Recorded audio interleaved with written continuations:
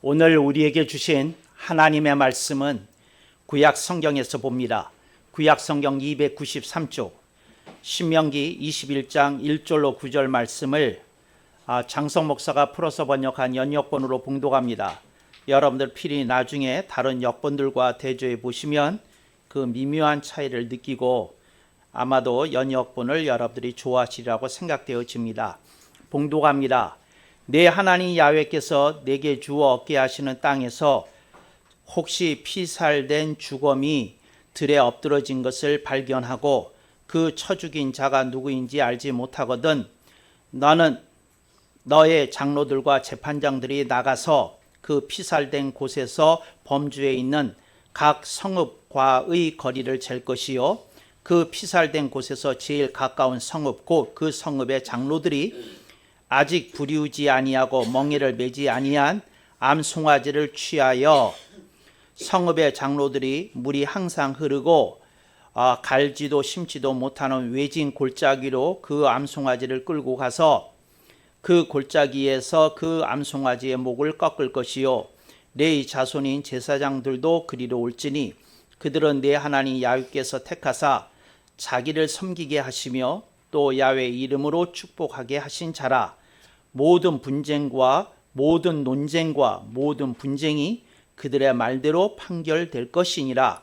그 피살된 곳에서 제일 가까운 성읍의 모든 장로들은 그 골짜기에서 목을 꺾은 암송아지 위에 손을 씻으며 다짐하기를 우리의 손이 이 피를 흘리지 아니하였고 우리의 눈이 이것을 보지 못하였나이다. 야훼 하나님이시여 주님께서 속량하신 주님의 백성 이스라엘을 사하시고 무죄한 피를 주님의 백성 이스라엘 중에 머물러 두지 마옵소서 하면 그 피 흘린 죄가 사함을 받으리니 너는 이와 같이 야훼 보시기에 올바른 일을 행하여 무죄자의 피 흘린 죄를 너희 중에서 제할지니라. 아멘. 오늘 우리는 성령님 아래 성경 위에 하나님의 말씀을 듣기를 원합니다. 오늘 여러분들이 주목하실 설교 제목은 하나님께는 외면하는 주검이 없다입니다. 먼저 여러분들에게 사전 설명을 드려야 하겠습니다. 그 설명이 무엇인고 하니 제가 오늘 드리는 설교는 예정했던 설교가 아닙니다. 저는 오래전에 모든 설교를 이렇게 예비해 둡니다. 그리고 그 중에서 하나님께서 감동을 주는 그런 말씀을 이렇게 매주 차례대로 설교하도록 그렇게 기획을 하고 그렇게 진행시켜 오고 있습니다. 그런데 슬픈 일이 발생했습니다. 2025년 2월 10일 오후 6시경에 대전 서구에 있는 한 초등학교에서 그 40대 여교사에 의해서 김하늘 양이 그 학교의 2층 시청각실에서 그 자기가 믿고 따르던 선생에 의하여 피살되는 사건이 발생했습니다. 여러분이 아시는 대로 저는 늘 선지자 증후군에 시달리는 사람입니다. 저는 신문을 읽든지 뉴스를 보든지 혹은 어떤 사람들의 말을 듣든지 또 제가 어떤 사물을 관찰하다가 느끼게 되든지 간에 저는 늘 24시간 자나 깨나 하나님의 말씀과 대조하려고 합니다. 대조하려고 한다고 하는 말은 어떤 일이 생겼을 때에 이 말씀은 성경의 어디를 보고 해석해야 될까를 늘 생각한다는 겁니다. 이게 병처럼 저에게 이렇게 장착되어서 도무지 떠나지도 않고 쉬지도 못하게 하고 그렇습니다. 그 사건이 이렇게 터지게 되었을 때 이때는 그냥 즉시 하나님의 말씀이 떠올랐습니다. 그러니까 다른 경우는 그렇게 제가 조금 검색을 머릿속에서 검색을 해야 됩니다. 이 말씀일까? 아니 이 말씀이 더 정확하지 않을까? 또 이런 말씀은 어떻고 이제 이렇게 여러 가지 말씀을 뒤적거리면서 검색을 하고 또 묵상을 하고 또 고민을 하다가 거기에 가장 적합한 말씀이 이것이겠구나 하고 제 나름대로 정리하는 습관이 있는데 이날은 그 즉시 하나님의 말씀이 떠올랐습니다. 조금 거짓말을 보탠다고 하면 뭐 1초도 걸리지 않고 떠올랐던 말씀이 오늘의 본문 신명기 21장 1절로 9절 말씀입니다. 신명기 1장 9절 말씀은 굉장히 아름다운 말씀입니다. 굉장히 소중한 말씀입니다. 이 말씀이 얼마나 소중하냐면 누가 저에게 묻기를 목사님 구약 성경 전체에서 목사님이 사랑하는 성경의 말씀이 구약 성경에서 어디일까요? 하고 물어보면 저는 즉각적으로 대답하지 않을 것입니다. 너무 아까워서 너무도 이렇게 보물스러워서 이렇게 잘 말을 못하고 우물거릴 겁니다. 네, 그만큼 제가 아끼는 말씀이 신명기 21장 1절로 9절 말씀이다. 저는 속된 표현으로 이렇게까지 얘기합니다. 구약 성경이 다 불타버려도 신명기 21장 1절로 9절 말씀만 살아남으면 괜찮다. 이렇게 생각할 정도로 이 말씀을 깊이 있게 가슴에 두고 있습니다. 그랬더니 여러분들 중에 누가 손을 막 드네요. 마음속에서 손을 드는 게 보입니다. 그런데 이 귀한 말씀을, 이렇게 엄청난 말씀을 여태까지 우리한테 설교 안 하셨다니 말이 됩니까? 말이 됩니다. 어째서 됩니까? 제가 이 본문을 가지고 3번 새벽 기도 때 설교했습니다. 근데 여러분들의 기억이 없습니다. 왜 없는지 나한테 물어보세요. 이번에 말씀 정리하면서 찾아보니까 있더라고요. 그런데 여러분들은 이제 기억이 없다. 이제 기억이 없으신 분들이 이제 참여를 하셔야 될 일이지, 설교를 한 제가 참여를 해야 될 일인지는 모르겠습니다. 그런데 하여튼 여러분들은 스쳐 지나갔던 말씀입니다. 그때 제가 이 말은 하지 않았죠. 이 말씀은 제가 구약 성경 전체에서 사랑하는 말씀입니다. 귀히 여기는 말씀입니다. 아끼는 말씀입니다. 이 말은 하지 않았습니다. 그렇지만 내용은 기억해야 되는데 기억나지 않더라 하는 거 여러분들이 기억하시고 조금 자책을 하시면서 이 말씀을 들어야 되겠습니다. 이 말씀은 아름다운 스토리입니다. 그런데 어떤 사람이 죽어졌다는 겁니다. 근데 들판에서 그 사람의 죽음이 발견되었다는 겁니다. 그런데 잠깐 여기서 한국어의 아름다움에 대해서 얘기해야 되겠습니다. 근데 한국어가 갖고 있는 어휘가 여러분 놀라지 마십시오. 영어보다 훨씬 더 많습니다. 독일어보다 훨씬 더 많습니다. 프랑스어보다 훨씬 더 많습니다. 그런데 여러분들이 한국어가 얼마나 어휘가 풍부한지 여러분들은 상상 못할 그런 세계가 한국어의 세계에 있다. 그 이유는 한국어는 토박이 말과 한자어로 구성되어 있기 때문에 그렇습니다. 그러니까 한자로만 해도 그 수백만의 어휘들이 있습니다. 근데 토박이 말로 또 수백만의 어휘들이 있습니다. 근데 제가 어렸을 때 꿈이 이 한국어의 이 아름다운 어휘들을 다 모아놓은 그 대한국어 사전을 편찬하는 사람이 되었으면 좋겠다고 꿈을 가진 일이 있고, 제가 아직도 그 꿈을 버리지 못하고 제가 온갖 사전들을 모아온 것을 여러분이 아시리라고 생각되어집니다. 그래서 굉장히 한국어가 부유한데 이 죽음에 대해서 말씀을 드리겠습니다. 이 죽음이 어떤 존재가 죽으면 첫 번째로 그 존재를 부르는 이름이 주검입니다. 이제 주검이라고 하는 말은 무슨 말이냐면 검시관이 와서 이제 그 주검을 갖다가 판정을 내려야 됩니다. 이거는 이렇게 굉장히 훼손이 많이 되긴 했지만 동물의 사체가 아닙니다. 이건 인간의 사체입니다. 이제 이렇게 판별을 해줘야 됩니다. 그런데 검시관이 판별하기 이전에 죽어있는 존재를 주검이라고 하는 겁니다. 이게 주검입니다.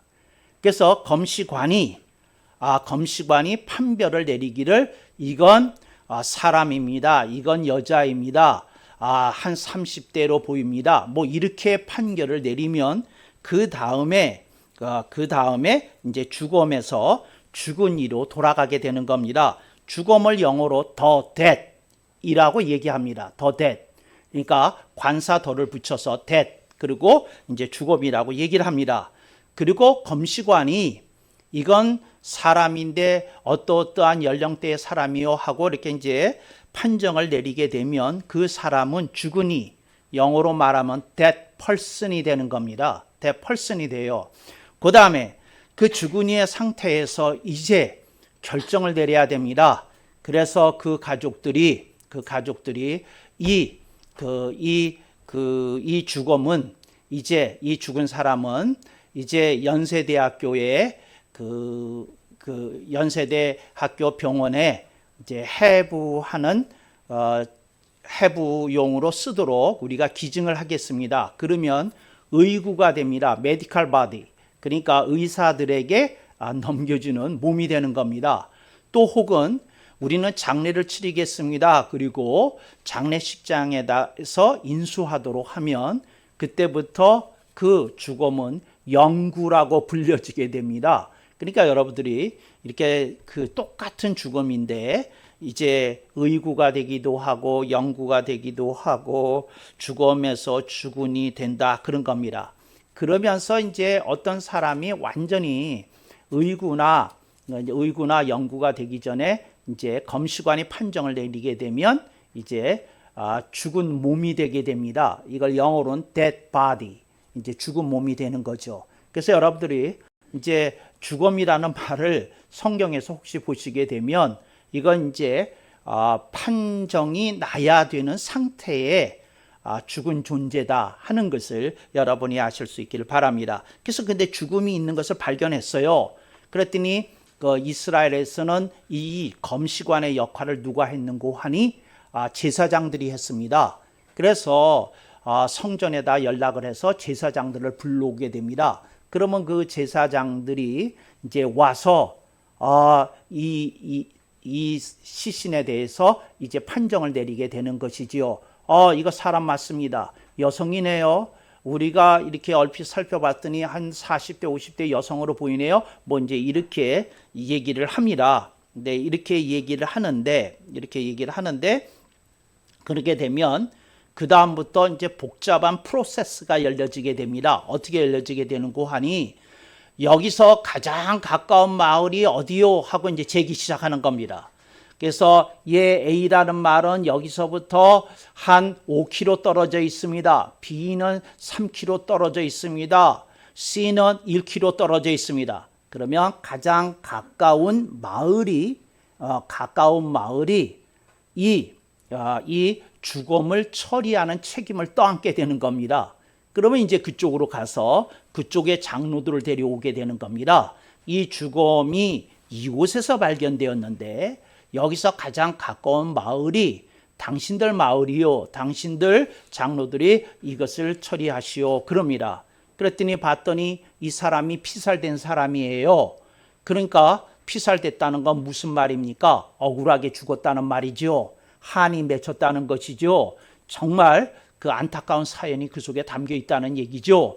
그런데 이미 이게 그 죽은 지가 오래되었고 또 그 당시에 무슨 CCTV가 있었을 리도 없고 또 이것이 외진 곳이어서 어떤 증인이나 뭐 어떤 사람도 찾아볼 수 없으니까 이제 그들이 그 다음 프로세스로 넘어가게 됩니다. 그렇게 하는 일이 뭐냐면 이제 이 사람이 피살된 것은 맞는데 억울하게 죽은 건 맞는데 한이 맺힌 것도 맞는데 우리가 범인을 잡아낼 수 없으니 이 사람을 위해서 우리가 제사를 드려주도록 합시다 하는 절차에 들어가게 되는 겁니다. 그럴 때 이제 여기에 무슨 송아지가 나오는고 하니 3절에 암송아지가 나옵니다. 여러분 암송아지는 황소감만큼 비쌉니다. 근데 왜 송아지인데 비싸냐면 암컷이기 때문에 그렇습니다. 키우면 이제 새끼를 낳을 수 있잖아요. 그러니까 암송아지의 가격은 황소만큼 비쌉니다. 그러니까 이 농경사회 때 혹은 유목시대에 얼마나 암송아지 가격이 비쌌겠습니까? 이제 그 가격을 치르고 제사를 치러야 되는 겁니다. 그런데 그 암송아지를 어떻게 하는고 하니 4절에 보니까 보세요. 4절 그 성읍의 장로들이 물이 항상 흐르고 갈지도 심지도 못한 외진 골짜기로 그 암송아지를 끌고 갑니다. 그 암송아지를 왜 외진대로 끌고 가느냐? 이게 굉장히 재밌어요. 왜 끌고 가느냐? 뭐냐면 이 사람이 아무도 모르게 들판에서 죽었기 때문에 외진 장소로 가는 겁니다. 또 하나, 제사를 드릴 때 암송아지를 잡아야 되기 때문에 피가 흘려지잖아요. 근데 피가 흘려지면 그 자리가 이렇게 이제 더럽혀진다고, 오염된다는 생각을, 정결이 이렇게 훼손된다는 생각을 이스라엘 율법은 가르치고 있었어요. 그러니까 사람들이 모르는 데 가야 되는 겁니다. 그래서 그 장소에 가서 이제 그 사람이 죽은 것처럼 외진 골짜기에 가서 합니다. 그런데 왜 골짜기입니까? 물이 흐르는 데 가야 돼요. 왜? 그래야 땅을 씻어낼 수 있지 않습니까? 제사를 하고도 뒤처리가 깔끔하게 제기도 다 씻어내고 그럴 수 있지 않겠습니까? 그러니까 그런 데로 간다는 거죠. 거기서 어떻게 합니까? 암송아지를 잡습니다. 암송아지 잡는데 목을 꺾는다는 표현을 썼습니다. 근데 암송아지를 잡는 특별한 나이프가 있습니다. 그걸 가지고 목의 한가운데로 이렇게 탁 하고 찌르게 되면 그 1분 이내에 이렇게 암송아지가 이제 죽게 되는 것이죠. 이제 그 목을 꺾는다 하는 표현까지 나옵니다. 그리고는 그 사람들이, 이제 그 제사장들이 거기서 어떻게 하는고 하니, 이제 이 사람을 위해서 우리가 제사를 드린다 하는데 이런 말을 하라는 겁니다. 다짐을 합니다. 그래서 어떤 다짐을 하는고 하니 7절에 나옵니다. 우리의 손이 이 피를 흘리지 아니하였고, 이렇게 얘기하는 겁니다. 우리 마을에 있는 사람들은 아무도 이 사람에게 해코지 아니하였나이다, 이 말을 하는 겁니다. 그 다음에 또 하나, 그런데 해코지 한 사람을 우리가 전혀 알 수가 없었습니다. 우리의 눈이 이것을 보지도 못하였나이다, 이렇게 이제 하나님 앞에 그 서약을 하라는 겁니다. 다짐을 하라는 겁니다. 이렇게 다짐을 하면 너희들은 이 사건과 아무 관련이 없구나. 그러니까 이 사람을 위해서 드려지는 이 제사를 내가 받는다 하는 것이지요. 그런데 이 그 제사법을 하나님께서 모세를 통하여서 이스라엘 민족에게 주셨습니다. 근데 주셨는데 제가 왜 아름답다고 생각하는 거냐면, 오늘 설교 제목 가서 보셔요. 하나님께는 외면하는 죽음이 없다예요. 그게 무슨 말이냐면, 들판에서 사람 죽었으면 너희들이 발견하면 그런 범인을 찾지 못하겠으면 정중히 모셔다가 이렇게 장례를 치러 주어라, 무덤을 만들어 주어라, 그 정도로 끝나도 되는 거거든요. 근데 하나님께 제사를 드리라는 말이, 암송아지, 그 비싼 암송아지를 잡으라는 말이 이렇게 무슨 말이냐, 이런 의미가 생기게 되는 거거든요. 근데 그런 질문에 대한 답이 오늘 설교 제목입니다. 뭡니까? 하나님께는 외면하는 죽음이 없다. 그러니까 이 세상에 인간으로 태어난 어떤 사람이 죽으면 그 사람의 죽음을 하나님이 지켜보고 있다는 겁니다. 그러니까 어떤 사람이 죽었는데 하나님이 그래 넌 죽을만 했어, 싸다, 그리고 하나님 그러시는 게 아니라 어떤 사람이 죽든지 간에 하나님이 지켜보고 계시다는 겁니다. 그리고 또 하나님은 이렇게 얘기하시는 겁니다. 더더구나 억울하게 죽은 사람, 그렇지 않습니까? 피살됐으니 얼마나 억울하겠어요. 얼마나 분하겠어요. 얼마나 한이 맺혔겠어요. 한국식 표현으로 말하자면. 그랬는데 하나님께서 하시는 말씀이, 그래 네가 억울하겠다, 네가 분하겠다, 네가 얼마나 감정이 격하겠냐, 그 죽은 사람의 입장이 되어서 생각해 본다면. 그런데 내가 내 죽음을 기억하겠다, 나도 아프게 생각하겠다, 그래서 내가 너를 위해서 제사를 드리도록 율법의 규례를 정한다. 그래서 하나님이 이 말씀을 하신 거예요.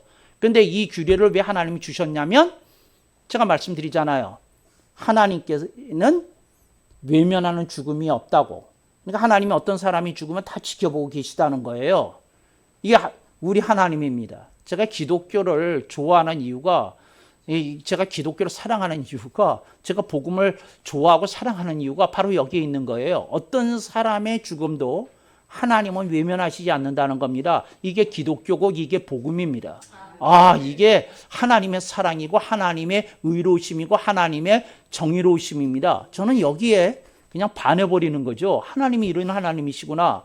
그러니까 어떤 사람이 들판에서 그냥 죽었어요. 세상에 그런 일 일어나면 안 되지만 일어나는 게 현실인 거 어떡하겠습니까? 그냥 장례나 치러줘라, 이러면 되는데, 하나님은 그 사람의 이름도 모르지만 그 사람의 이름으로 너희들이 제사를 드려줘야 된다 하고 하나님이 말씀하고 있더라는 거죠. 이게 하나님이 여러분에게 주시는 말씀입니다. 얘야, 네가 이 세상에 태어날 때 거저 태어난 게 아니다.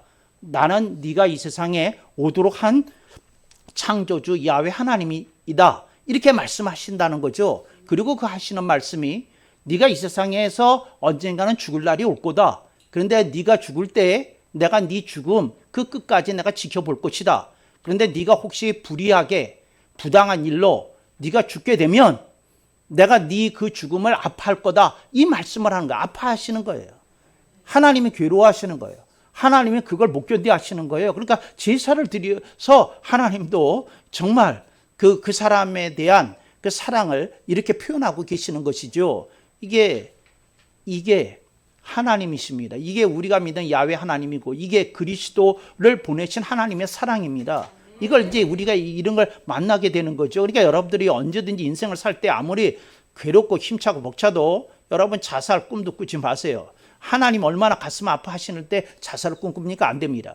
그런데 혹시 여러분들이 그런 일 절대 일어나면 안 되지만 피살이라고 하는 어떤 일이 일어날지라도 하나님은 여러분의 인생을 지켜보고 계시고 책임져 주시고 하나님이 여러분들의 죽음에 대해서 아파하시고 하나님이 공감하시고 동참하고 계시다는 겁니다. 그러니까 어떤 사람이 죽는데 하나님이 공감하시고 동참하신다는 겁니다. 근데 이게 얼마나 귀하고 벅차고 하신 말씀인지 알아야 되겠습니다. 잠깐 제가 너무 죽음의 치중해서 이렇게 말씀이 너무 이렇게 일변도로 쭉 갔던 것 같아요. 잠깐 쉬는 시간 얘기를 하겠습니다. 그게 뭐냐면 이 하나님께는 외면하는 죽음이 없다 하는 것을 고운말 쓰기 운동을 하는 사람들이 제일 싫어하는 문장이 오늘 설교 제목 같은 겁니다. 그러니까 그분들이 우리말 바르게 쓰기 운동, 고운말 쓰기 운동을 하는 사람들이 제일 싫어하는 문장 같은 게 오늘 장성 목사가 지은 설교 제목 같은 겁니다. 하나님께는 외면하는 죽음이 없다. 여러분은 제 설교에 늘 익숙하셔서 그리고 여러분이 저를 늘 좋게 보시니까 이상한 거 없는데요? 저는 감동 먹었는데요. 뭐 이렇게 얘기하실 줄로 믿습니다. 아멘을 안 하시는 분만 빼고 이제 그렇습니다. 그런데 무슨 문제가 있느냐 하면 이제 그분들이 지적하는 얘기입니다. 하나님께는 하는 표현은 일본어 표현이라는 겁니다. 이제 한국어는 이런 표현이 없다는 겁니다. 어떻게 표현하냐면 하나님은 외면하는 죽음이 없다 이렇게 편하게 얘기해야지 깨는 하는 이게 왜 이렇게 꺾어서 이렇게 구체어 말을 하는 건 일본식 일제의 잔재이지 이건 한국어의 아름다움을 훼손하는 표현이다 이렇게 얘기해요. 근데 이런 표현을 쓴 이유를 말씀을 드리겠어요. 이걸 학술어라고 그럽니다. 이걸 뭐라고 그런 거니? 테크니컬한 문장이라고 얘기를 합니다. 그러니까 꼭 집어서 하나님의 경우에는 이러시다 하는 거를 얘기하려면 깨는 하고 할 수밖에 없어요. 하나님은 하면 서술어예요. 근데 깨는 하면 거기서 하나님의 경우는 하나님의 사례는 이렇다는 걸 꼭 집어서 얘기하는 테크니컬한 문장을 꼭 써야만 할 때는 이렇게 표현해야 되는 겁니다. 그러니까 고운말 쓰기 운동을 하는 분들이 몇 분 여기 앉아 계시는데 목사님 또 구투 나왔다 그렇게 생각하지 마시고 이제 제가 그거 생각했지만 테크니컬하게 하나님의 경우는 이러이러 하시더라 하는 걸 강조하기 위해서 깨는이라는 표현을 썼다는 거 여러분이 양지하실 수 있기를 바랍니다. 이게 좀 뭐라 그래야 되나요? 교수 본능이라고 그래요. 교수들끼리. 교수들은 뭐가 있느냐면 논문 발표를 할 때 반박할 거를 예상해서 반박을 못하게끔 다 컷하는 문장을 다 씁니다. 그리고 그래서 복잡한 얘기가 많아요. 사실은 이거요 하면 되는데 이거요 하면 이제 그거에 예상이 되는 반박문이 생겨야 되니까 미리 요런 것도 내가 검토했지만 요거는 아닙니다. 요것도 검토했지만 아닙니다 하고 이렇게 써요. 이게 교수 본능인데 그렇지만 저는 하나님의 말씀이 이렇게 공격당하는 게 싫으니까 여러분에게 그랬다 하는 설명을 드립니다. 그래서 고운말에 대한 이제 설명은 여기까지 하고 그 다음으로 넘어가도록 하겠습니다. 그랬는데 하나님께서 그러면 어떤 사람이 피살당했는데 하나님이 아파하셨다고 그랬잖아요. 그겁니다. 하나님께서 우리 김하늘 양의 그 별세에 대해서 하나님이 아파하신다는 겁니다.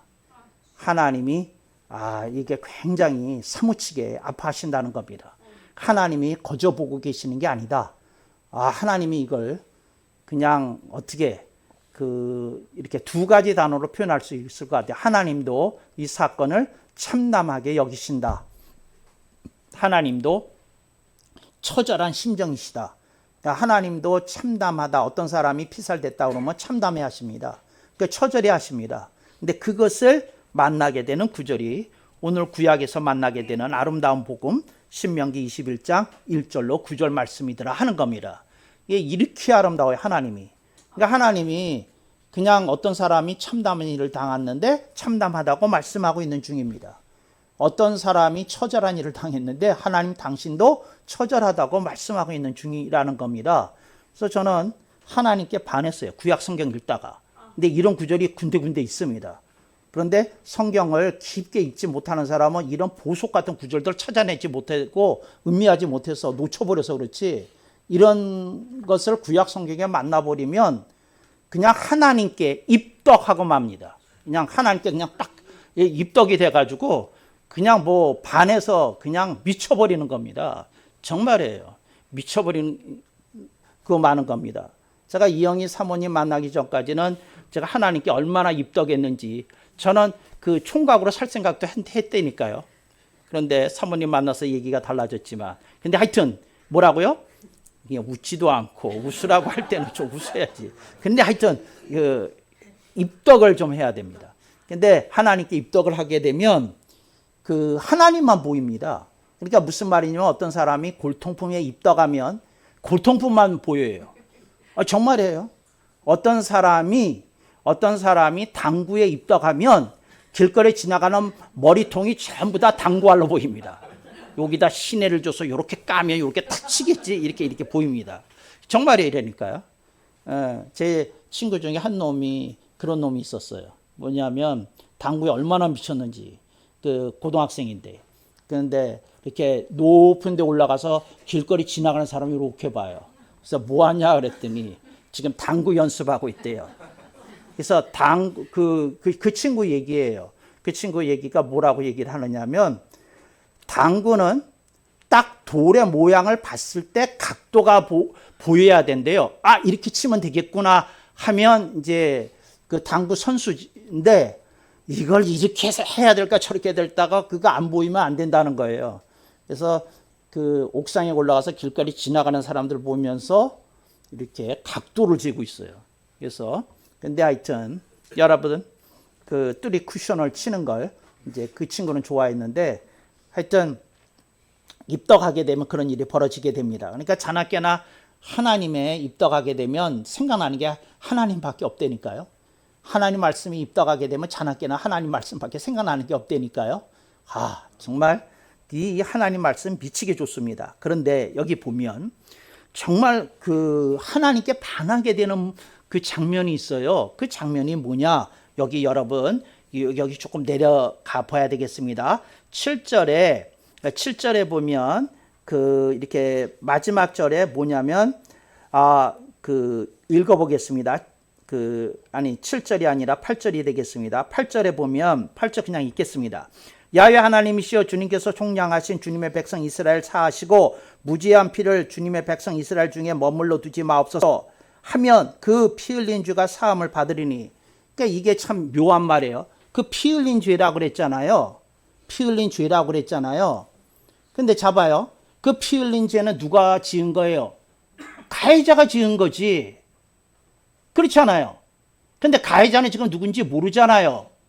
근데 하나님께서는 무슨 얘기를 하느냐면 어떤 사람이 억울하게 죽었으면 그 공동체의 책임이라는 거예요. 왜 보호하지 못했느냐는 거예요. 왜 막아주지 못했냐는 거예요. 공동체의 책임이라는 거예요. 공동체의 책임이라는 거예요. 그게 무슨 말이냐면 사회에서 어떤 사람이 억울하게 죽으면 그걸 막지 못한 사회도 책임이 있다고 하나님은 말씀하고 있는 중이에요.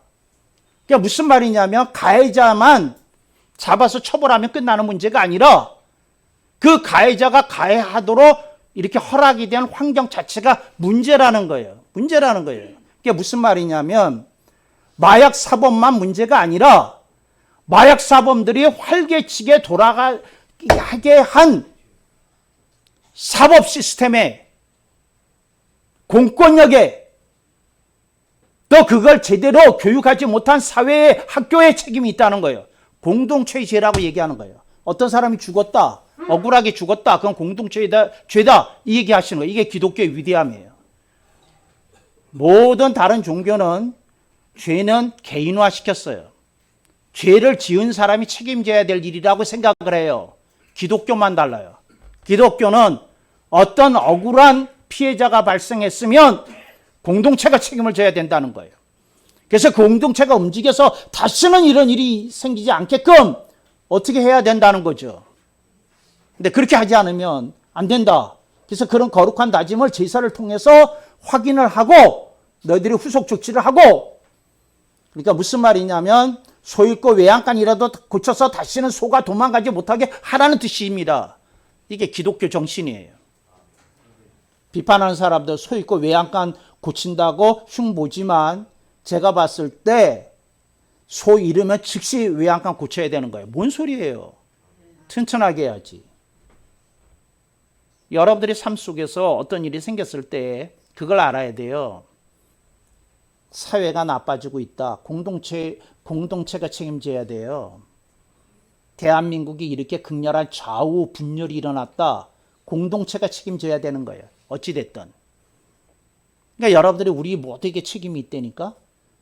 한국교회 그 책임이 가장 크지만 그 책임이 있고, 또 한국교회의 가장 큰 책임은 목사들에게 있지만 그 책임이 있는 거예요. 그 책임이. 그래서 그 죄가, 그 피 흘린 죄가 사함을 받으리니, 그러니까 하나님이 잘못했다고라도 인정하고 고백하라는 거예요. 그러면 공동체의 죄도 용서를 해준다는 거예요.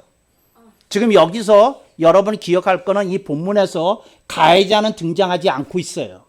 근데 하나님은 계속해서 죄에 대해서 말씀하셔요. 공동체의 죄가 있다는 거예요. 개인적 죄만 있는 게 아니라는 거예요. 이걸 알아야 돼요. 공동체의 죄를 책임져야 되는 거예요. 난 이승만 대통령이 그 한국 전쟁에서 그 우리나라를 지켜낸, 그 외교력으로 지켜낸 그 놀라운 공적을 기억해요. 그런데 저는 이승만 대통령에게 또 듣고 싶은 말이 하나 있었거든요. 전쟁이 다 끝난 다음에, 휴전 협정이 체결된 다음에, 국민 여러분, 내가 죽일 놈입니다. 내가 잘못했습니다. 내가 얼른 대한민국 국군의 전력을 강화시켰어야 되는데, 내가 다른 행정적인 업무, 사법적인 업무, 행정적인 업무에 너무 바빠서 군비 강화를 제대로 못했습니다. 북괴군이 따발총구와 땅크로 무장하고 있을 때 내가 충분한 시간이 있는 줄 알고 좀 방심했습니다. 그러나 사과 말을 내가 듣고 싶었다니까. 공동체적인 책임이에요. 그러니까 무슨 말이냐면 공산당은 언제든지 쳐들어오게 돼 있어요. 공산당을 뭘 믿어? 우리가 방비를 해야지. 그런 책임을 우리가 느껴야 된다니까요. 책임을. 이게 공동체의 책임에 대해서 하나님이 말씀하시는 거예요. 아, 이렇구나 하는 거예요. 이렇구나. 새누리교회에 어떤 허점이 있다면 그 어떤 허점을 일으킨 사람의 책임이기도 하지만 공동체의 책임이기도 하다. 그런 면이 있다. 그 얘기를 하는 거예요. 우리가 알아야 돼요. 아, 내가 책임져야 될 그런 구석이 있구나. 아, 그런 구석이 있구나. 내가 좀 간과했던 그런 면이 있구나 하고 여러분들이 알으면 인생에 많은 것이 풀려요. 많은 것이 풀려요. 많은 것이 풀려요. 어떤 부부가 사이가 안 좋았는데 제가 이런 맥락의 설교를 했었나 봐요.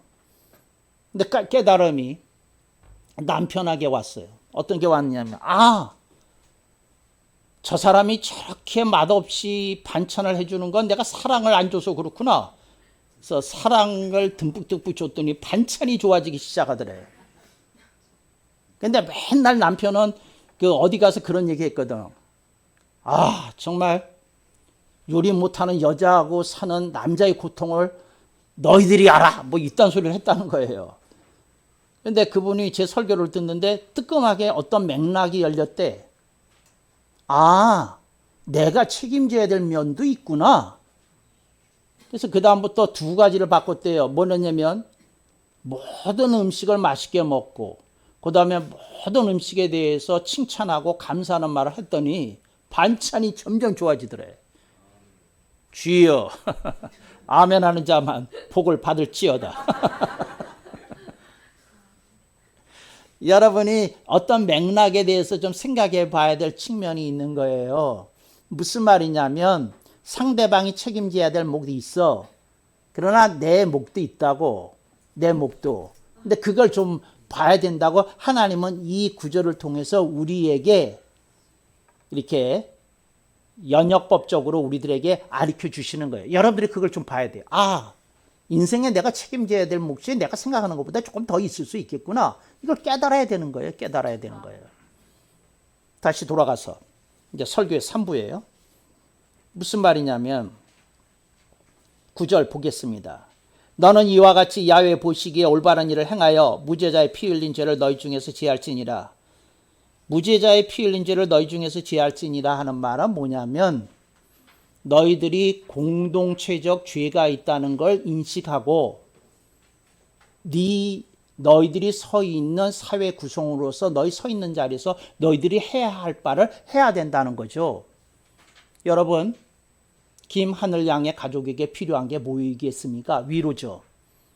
근데 우리가 위로를 나누는 것으로 그쳐야 될 거 아닙니다.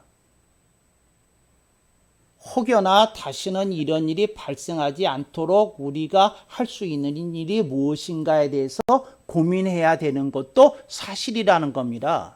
그런 면도 있고 또 하나 또 생각해 봐야 될 것은 뭐냐면 이분이 인성에 문제가 있는 사람이었던 건 확실한 것 같아요. 또 정신적으로도 불안정 상태에 있었던 분인 것도 사실인 것 같고 근데 이분에게 누군가가 사랑을 가지고 케어해 줬으면 이분이 여기까지는 가지 않았을 수도 있지 않을까 하는 측면에서도 생각해야 될 필요가 있다는 겁니다. 절대로 그분을 변호하는 측면에서 얘기하려는 게 아닙니다. 그분의 죄는 용서받을 수 없습니다. 그렇지만 우리가 사후점검적인 차원에서 들여다보면 그 사람이 조금 덜 왕따를 당했더라면 조금 더 따뜻한 케어를 받았다면 그분이 이렇게까지는 무너지지 않지 않았을까 하는 생각을 해보게 되는 거예요. 그러니까 우리가 그런 생각을 좀 해보면서 좀 살아야 되지 않나 그런 생각을 해야 된다는 겁니다. 어떤 분이 자기의 인생이 불행하다고 느꼈어요. 그래서 그 C자로 시작이 되는 욕을 늘 입에 달고 다녔어요. 예, 정말이에요. 그래서 내가 이분한테 호를 붙여줬어요. CB라고. 그랬는데, 근데 이 CBC가, 그러니까 그 한 문장 앞에 그 CB가 꼭 붙어서 이렇게 말을 해요. 뭘 말하든지. 막 그거 하는데, 근데 그 이분이 어느 날 드디어 이제 그 이렇게 폭발하려고 그래요. 그래서 내가 불러가지고 대화를 하면서 그랬어요. 아, 참 불편하구만. CB. 목사 앞에서도 그래요. 그러면서 왜 불편하냐면 자유롭게 자기는 욕을 해야지 속이 편한데 목사 앞에서 욕을 못하고 하니까 갑갑해서 죽겠다는 거예요. 그래서 왜 불렀냐고 빨리 얘기 끝내고 나가야 된다고 그러면서 얘기를 해요. 그래서 내가 이런 얘기를 했어요. 뭐라고 얘기를 했느냐 하면 그러면 행복하십니까? 그러니까 그렇게 욕을 하면 행복해지십니까? 그러면서 내가 또 다른 말을 했어요. 행복 안 하시다면 왜 계속 하십니까? 근데 그런 얘기를 했거든요. 여러분, 오늘 우리들의 삶 속에 어떤 이들이 있어요. 근데 왜 그들이 그렇게 됐느냐? 그들이 불행을 느끼고 있다는 거예요. 그리고 그들이 고립됐다고 느낀다는 거예요. 근데 그때 우리들이 좀 생각해 봐야 될 것이 있더라는 거죠. 우리가 조금 뭔가 아울리치, 좀 팔을 뻗어서 잡아줘야 될 구석은 혹시 없었나 생각해 볼 필요가 있다는 거예요. 우리가 손을 뽑아서 잡아줘야 될 사람들이 우리 주변에 있지 않는가? 그러니까 무슨 말이냐면 범죄 예방 차원에서 어떤 사건을 좀 접근하지 말고 따뜻하고 훈훈하고 넉넉한 그 어떤 분위기를 만드는 것에 우리가 해야 될 일이 무엇인가 좀 생각해야 된다는 거죠. 그러니까 여러분, 규율만 가지고 법치만 가지고 세상을 이렇게 제대로 작동하게 할 수 없어요. 조금 더 사람의 터치가 들어가야 돼요. 따뜻하고 훈훈하고 넉넉한 뭔가가 있어야 돼, 뭔가가. 우리가 그런 걸 좀 고민해야 된다는 거죠. 근데 하나님은 그런 말씀을 우리들에게 이 본문을 통해서 가르쳐 주신 거야. 얘야, 나는 어떤 사람이 억울함을 당하면 나도 참담하고 처절하다. 나도 견디기 힘들다. 근데 나는 개인적인 죄만 묻는 게 아니라 공동체의 책임도 물을 거다 하는 말씀하시는 거예요. 그리고 나는 너희들이 움직이기를 기대한다 이렇게 얘기를 하시더라는 거죠. 지금 기독교가 너무 사인화, private religion이 됐어요. 너무 개인적인 종교가 됐어. 너무 사사로운 종교가 됐어. 기독교가 좀 따뜻하고 훈훈하고 넉넉한 뭘 만들어내는 힘이 있어야 돼요. 예. 그래서 여러분 오늘 휴대폰에다 쓰세요. 따뜻하고 훈훈하고 넉넉한 따훈넉 나 따뜻하고 훈훈하고 넉넉한 나가 되자. 여러분들이 좀 그러셔야 되지 않겠어요? 여러분들의 인생이 좀 그렇게 움직여야 되지 않겠어요? 여러분 뉴스에 조심하셔요. 뉴스에 빠지면 굉장히 비판적 시각이 생기게 돼.